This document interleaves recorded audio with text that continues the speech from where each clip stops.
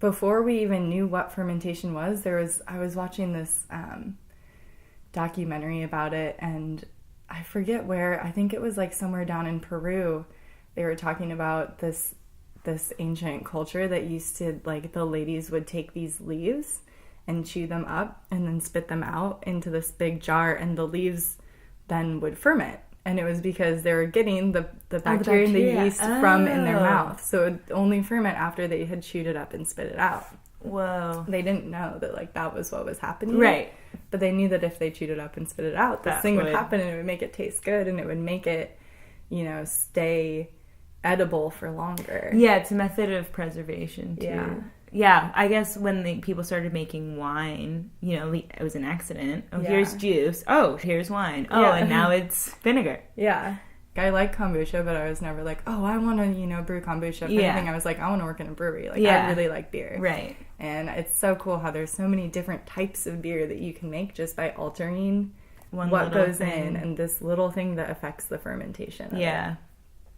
But the thing about that and about wine is that that's already all figured out. Yeah. Like, there's already, you know, all the recipes and the temperatures and everything for how to ferment and how to brew certain types of wine or certain types of beer. And with kombucha, it's not that it's a newer thing because it's been around for centuries, but in terms of popularity. Yeah, popularity and having, like, a very consistent fermentation process, because it involves both the yeast and the bacteria, and it can be really variable, so that's not as well known. Yeah.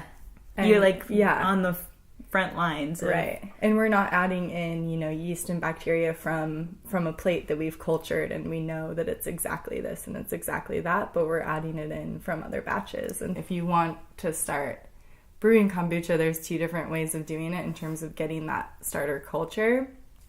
There's the SCOBY, which is the symbiotic culture of bacteria and yeast, and that's the gooey, you know, part. And so you can just take part of that off and transfer it, or you can also just take some of the liquid kombucha itself, and you would want to do that before you flavored it with any extra, like, teas or you know, lemon or whatever, because that is then adding a new source of sugar that will change the way that the yeast and the bacteria are fermenting. So you want to do it when it's just the tea.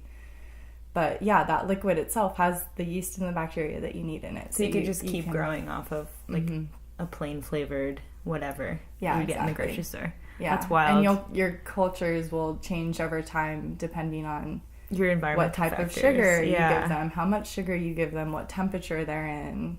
Yeah. It's wild. It's really wild. And they look insane. Yeah. The scobies. I have seen some wild scobies. And sometimes they'll make, like, huge bubbles because they're producing carbon dioxide bubble up underneath. If it can't escape, it's just like... And they have, like, tendrils, and they're crazy. I had to eat a bite of SCOBY as my kind of initiation. Oh my god, how'd it go? It was, it was a green tea SCOBY, which I feel like was lucky because it tasted, I think, better than I would imagine a black tea SCOBY would taste like. It was more, like, fruity. Mm-hmm. And so the taste was actually good. It was, like, tangy and fruity, but it was the texture. It was really meaty and chewy, and it was like the more I chewed it, the harder it got. And eventually I had to just, like, swallow it without feeling that I had chewed it enough. It's terrible. Yeah. So what do I imagine? I mean, maybe not the fruity part, but, like, eating a worm would be like. Yeah. You just keep, or like a raw octopus or something.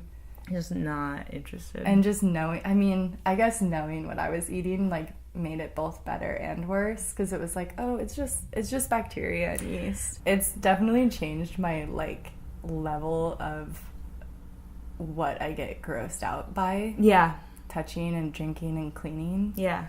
Because now, you know, I'm pulling the SCOBYs and I just have, like, 80 pounds of SCOBY in a bag, and or I'm taking the samples every day, and so I'm taking samples. I have to, like, shoot this little syringe down underneath of the SCOBY and pull that liquid, and so sometimes there will be chunks of SCOBY in the jar with my sample, and along with the testing that I do on them with the pH and the acids and the gravity, I also taste them so that I can know, like, what taste is associated with these different values. Yeah, right. Because that's the whole thing. The end product is for consumption. And so it's like warm and it's got SCOBY in it. God.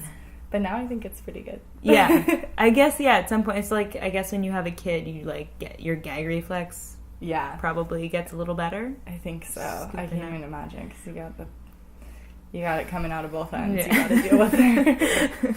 So maybe that's what SCOBY's... They're preparing you for motherhood down the line. Yes.